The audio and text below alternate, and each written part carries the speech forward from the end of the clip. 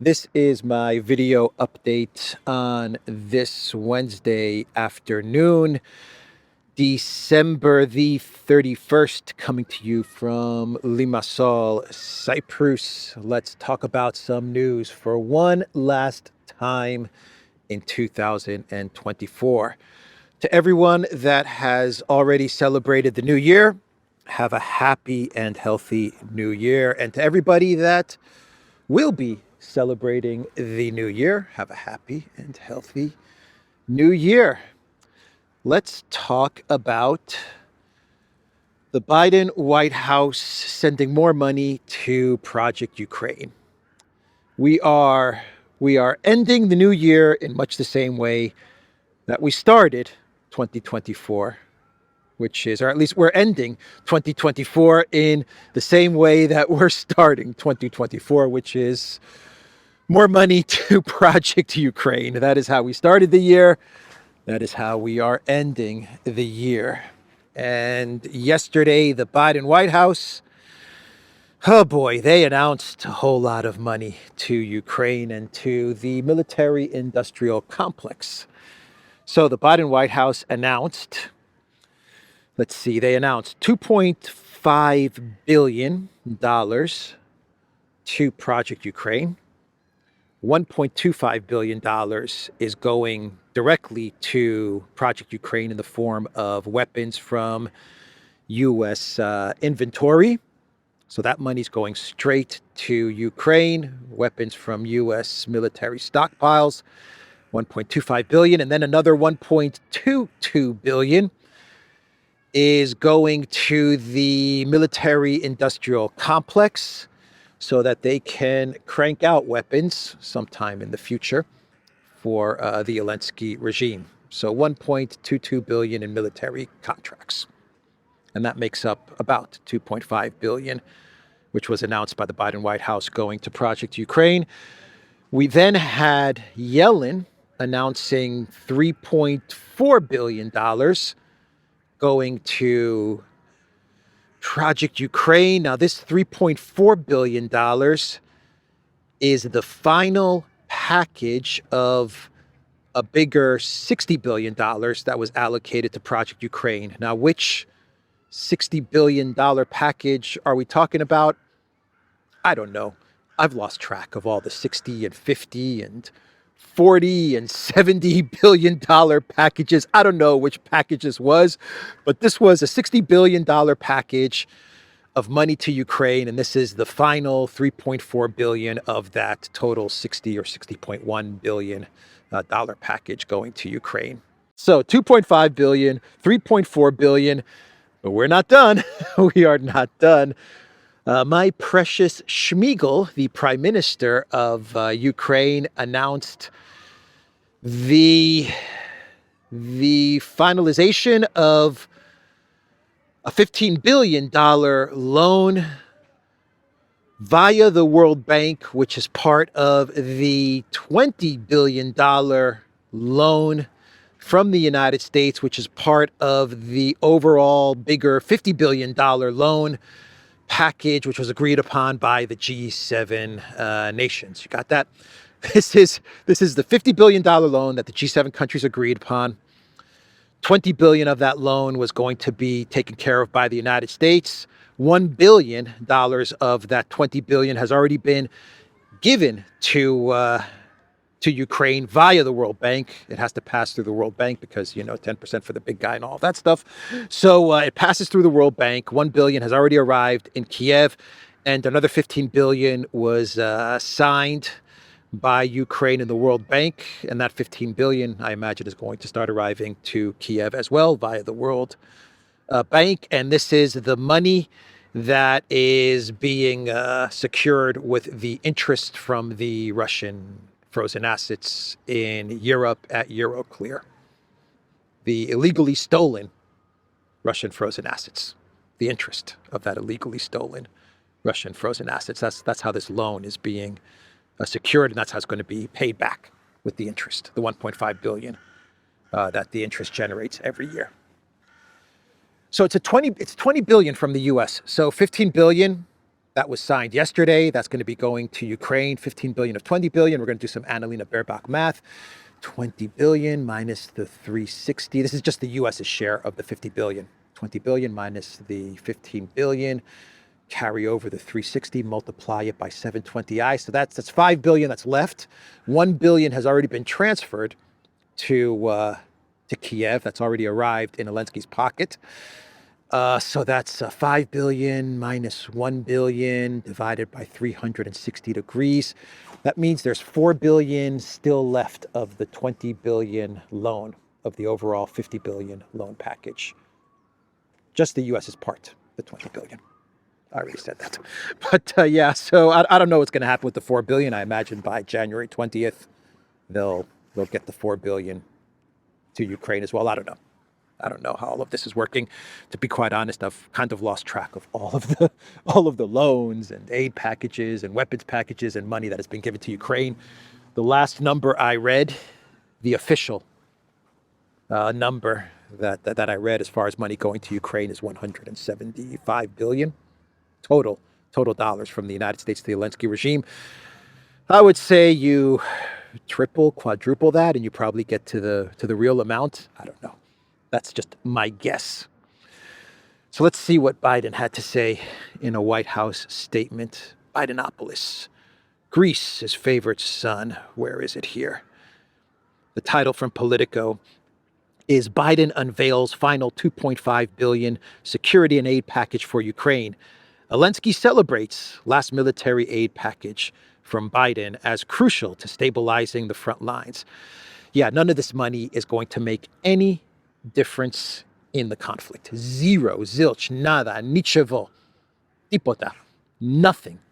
None of this money, not the weapons that they're giving to Ukraine right away, not the contracts to the MIC, not the 3.4 billion, not the 15 billion loan.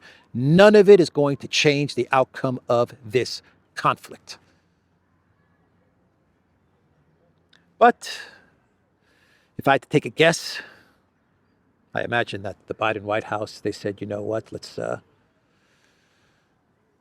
just get everything that we can, everything that's budgeted to the Zelensky regime, to the MIC before Trump takes office. So let's look at the money that we've allocated. Let's look at the budgets. Let's look at all the aid packages. Let's go into the bank accounts and let's just funnel everything to the Zelensky regime. We have about 20 days to do it. So let's get cracking before Trump takes over. So the statement from Biden. Since Russia launched its further assault against Ukraine, against Ukraine in February 2022, the United States has rallied the world, rallied the EU vassal states and Canada and the UK has rallied the world to stand with the Ukrainian people. And it has been a top priority. It has been the only priority, I would say, the top priority of mine to provide Ukraine with the support it needs to prevail. Sorry, I added in some of my own commentary. It has been a top priority of mine, says Biden. The diminished Biden. It was his only priority. His entire presidency was about Project Ukraine. The whole freaking thing was about Project Ukraine. Everything else that happened during Biden's 4 years as president, for Biden, for the Biden White House, it was all a distraction for the Biden White House. Domestic, foreign policy, whatever. Everything else that happened for the Biden White House was an unnecessary, unwanted, unneeded distraction. Their entire presidency, from the minute he took over in the Oval Office to the day that he is going to leave, was all about Project Ukraine. And not even about Project Ukraine. It was all about regime change in Russia. That is why Biden, in my opinion, that is why Biden was put into office. That was his big task. That was what his administration was tasked to do. He was basically, this is my way of looking at it, he was basically going to do, in my opinion, what Hillary Clinton was supposed to do when she was expected to win in 2016, and Trump spoiled that.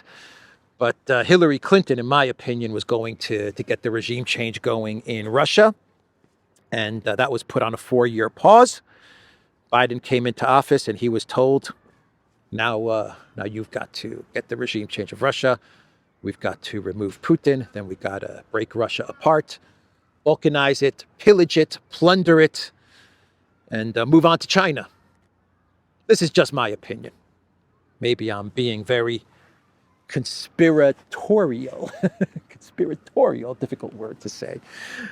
But yeah, his entire presidency was about Ukraine, Project Ukraine, and Russia, and regime changing Putin. All of it. All 4 years. What else did Biden say?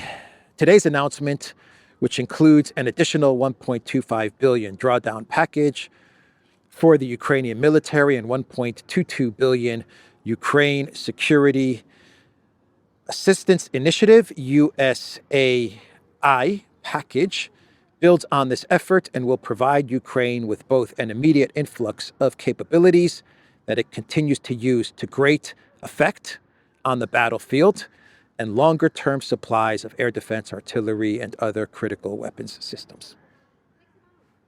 A contract to the MIC is what the last sentence is talking about. So that's the statement from the Biden White House.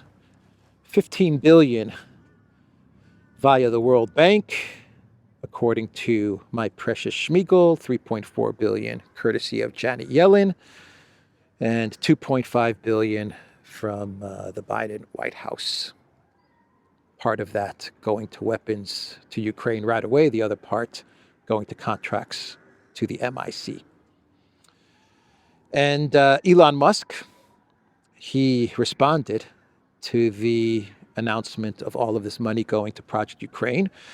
And this is actually part of a thread on X started by Senator Mike Lee. I believe this is Senator Mike Lee, who posted an image of the Ukraine flag saying, please, no more money to Ukraine. This was posted 3 days ago, when it was thought that Biden was going to announce $1.25 billion to Ukraine. The reports were, according to the Associated Press, that Biden was going to deliver $1.25 billion to Ukraine and an additional $500 million, and that was going to be it. Well, he delivered a lot more than that. But Mike Lee posted, please, no more money to Ukraine. Underneath Mike Lee's post, Clay Thompson said, Zelensky has genuinely pulled off one of the greatest money heists of all time. And Elon Musk, who is now going by the name of Kekius Maximus? I don't understand that. He posted under Clay Thompson, all-time champ. Does anyone know what the name Kekius Maximus that Elon Musk is using? Does anyone know what that means? Is that from a video game? I think that's from a video game. But yeah, all-time champ is what Musk posted. All-time champ of money heists. The highest paid actor of 2024, Zelensky. The highest paid actor of all time, actually. The highest paid actor in history goes to Volodymyr Zelensky. Tom Cruise, the highest paid actor in history. Hold my beer. No. Hold my beer, says Zelensky. Tom, hold my beer. You make how much? 100 million, 200 million, 300 million. Tom. Podolyak. Tom Cruise thinks he gets paid a lot of money. Yeah, Tom Cruise, George Clooney, Brad Pitt, Ryan Gosling, combine all of their earnings for their entire career, and it doesn't even come close to the comedian actor in Kiev. It doesn't even come close. Oh boy. So let's stick with Ukraine. And Slovakia has officially responded to the Zelensky regime's claim that Fico is on the take. He is getting paid by the Putin and the Zelensky regime. They also claimed that the Putin has ordered Fico and Slovakia to open up a second front against Ukraine, an energy front against Zelensky and Ukraine. And Fico, his government, issued an official response to these claims, and they said, and I quote, "We reject any nonsense about opening a second energy front as baselessly fabricated by Zelensky, as well as statements about some invented alliance with Russian President Vladimir Putin," the ministry in Bratislava insisted on Sunday. In the statement, Slovakia also reminded Kiev that they have provided, over the 3 years of the conflict, a lot of money and humanitarian aid to Ukraine. They also reminded the Zelensky regime that they have provided a lot of electricity to Ukraine when it needed the electricity, when it had an emergency from the Russian strikes on Ukraine's electric grid. It was Slovakia that stepped up and provided, I believe, the bulk of the electricity to the Zelensky regime. So they reminded Kiev of that as well. And they also reminded Ukraine that they make a lot of money. They've made a lot of money, and they would continue to make a lot of money. We're talking a lot of freaking money from the transit of Russian gas through Ukraine to Slovakia. So they reminded the Zelensky regime of all of these things. And when the gas stops, when Zelensky turns off the gas, when he doesn't renew the contract with Gazprom, not many people are talking about the Ukrainian people. How are they going to stay warm? Because it is that Russian gas that Ukraine also uses to provide heat to the people of Ukraine during winter.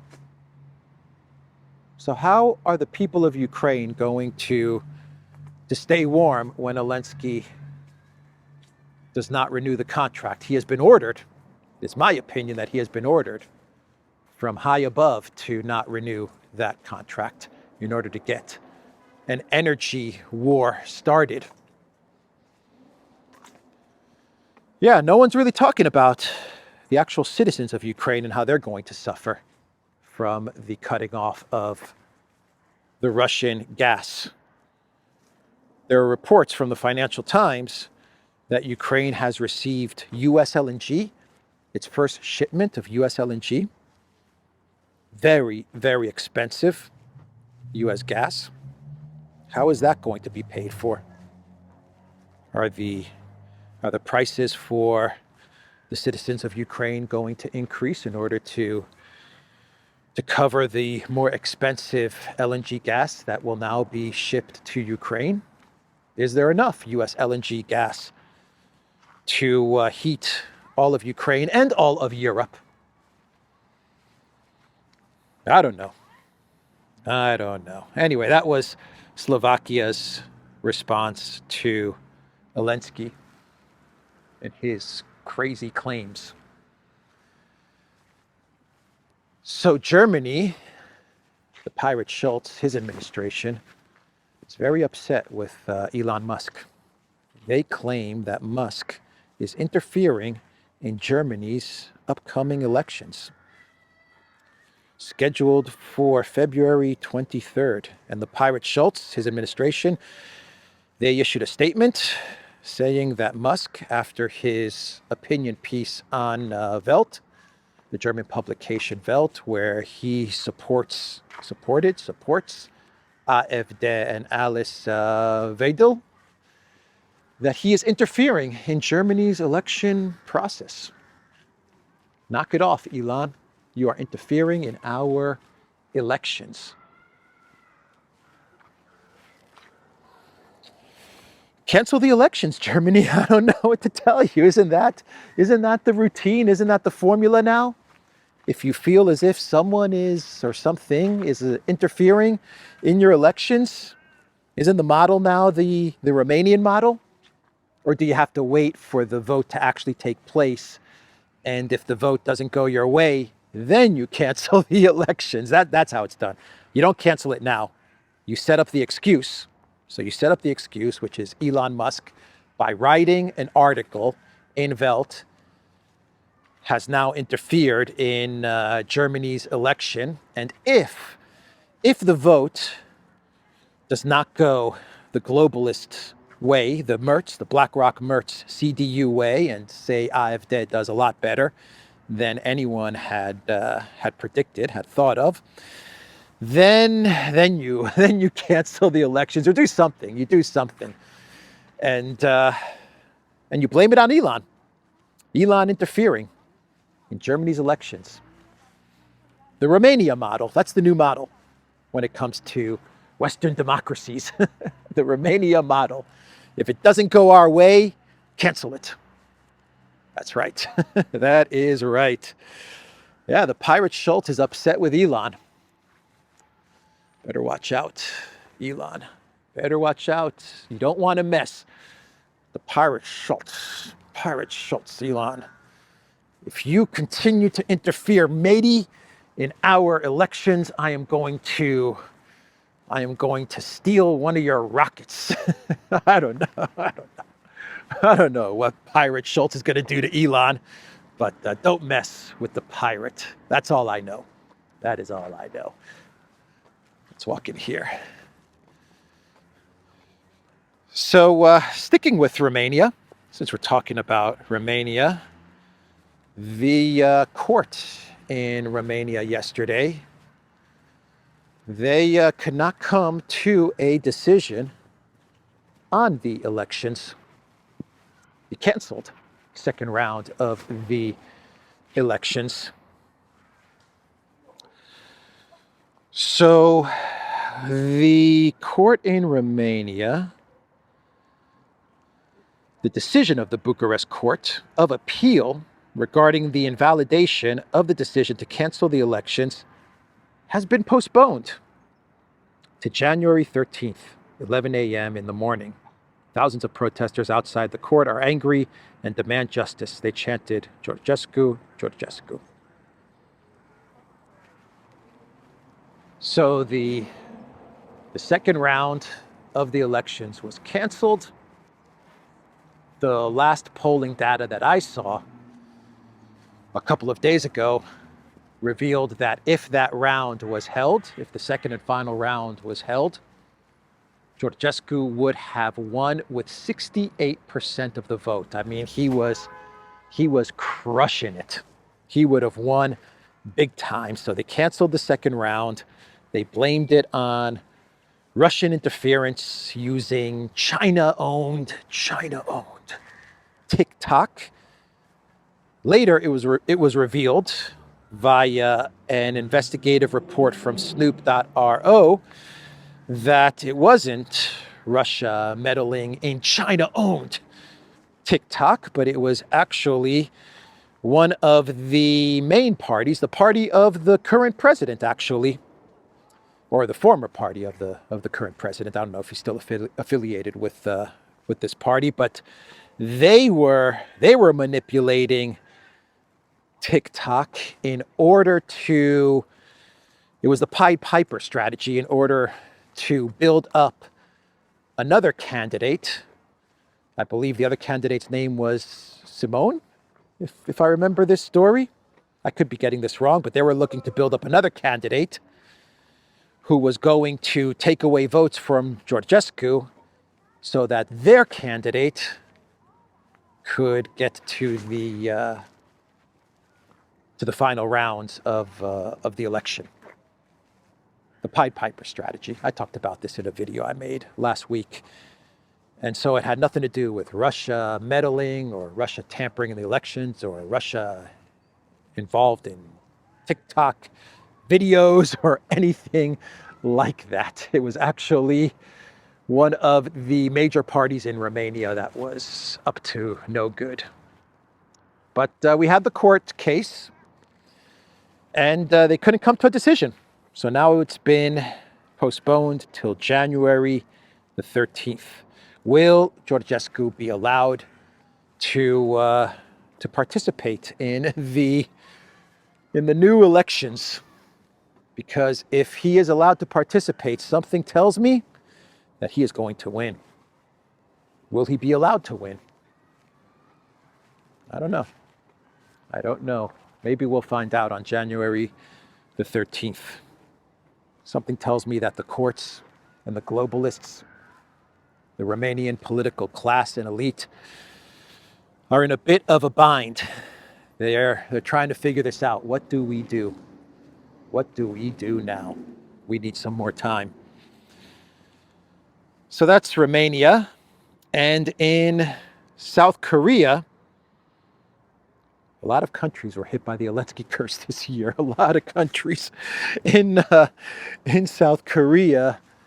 The courts in Seoul, they issued an arrest warrant for, let's walk down that way, for the impeached President Yoon.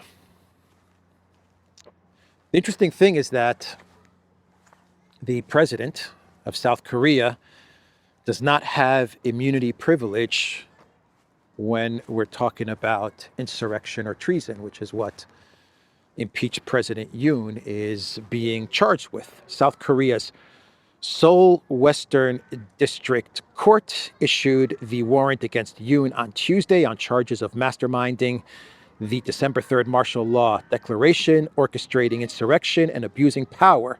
The Corruption Investigation Office for high-ranking officials, the CIO, filed the detention warrant after Yoon ignored 3 summons to appear for questioning regarding the short-lived martial law. So President Yoon was summoned 3 times to explain himself, and he blew off all of those summons. Just blew them off, didn't show up. Didn't show up. I call martial law, it backfires on me. The courts, the parliament, they want to talk to me, figure out what was I thinking, what was I thinking, what was I up to, and I ignore it. I ignore it. I blow it off. So now they've issued an arrest warrant. From what I understand, trying to arrest Yoon is going to be tricky because his security detail is going to try and prevent his arrest. So we'll see what's going to happen. This will be an interesting story that unfolds in the early days of 2025. So one more story and we'll get to our clown world, our final clown world for 2024. And the New York Times is reporting that China hacked the US Treasury. Damn it, China. Why are you hacking the US Treasury? Just as Biden is leaving as president, just as the year ends, China goes off and hacks the US Treasury. Damn it, China. What is the New York Times saying? And you know if it's coming from the New York Times, then it's absolutely fact. No doubt about it. China hacked Treasury Department in major breach, the U.S. says. The episode comes at a particularly sensitive moment, just as the Biden White House is dealing with one of the most far-reaching and damaging hacks into American infrastructure in the cyber age. Just as Biden is dealing with all of these cyber attacks, China goes on and decides to hack the Treasury. The Treasury computers, the Treasury Department, China. Oh, China's always up to no good, man. What were they doing in the Treasury Department? Did they take any money? Maybe China needs money. Maybe they siphoned off some money. How many people believe this story from the New York Times? How many people believe this story? How many people believe that China hacked the US Treasury Department? Or was something else going on? Is something else going on? Should I put on my conspiracy cap, my conspiracy hat here? Was something else going on? Maybe this is an excuse because there's some end of the year, I don't know, cleaning up that needs to be done. I don't know. No. I'm talking nonsense. If the New York Times is reporting it, then it's fact. Take it to the bank. If the New York Times is reporting it, take it to the bank. That's what's happened. Yeah. China hacking the US Treasury Department. So let's do our final clown world of the year, and we'll wrap up this video update.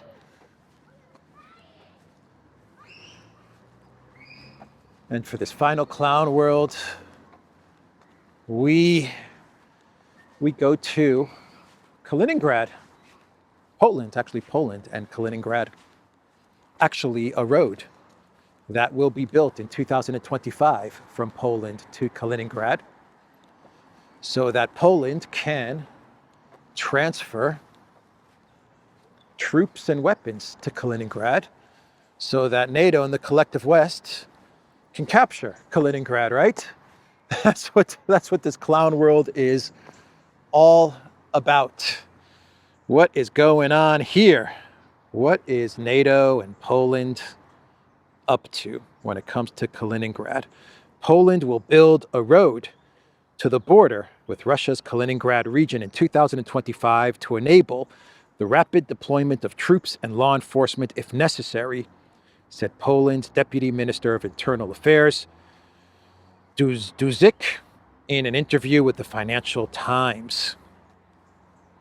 They're building a road, a brand new, big, shiny road to Kaliningrad so they can deploy troops and weapons if necessary.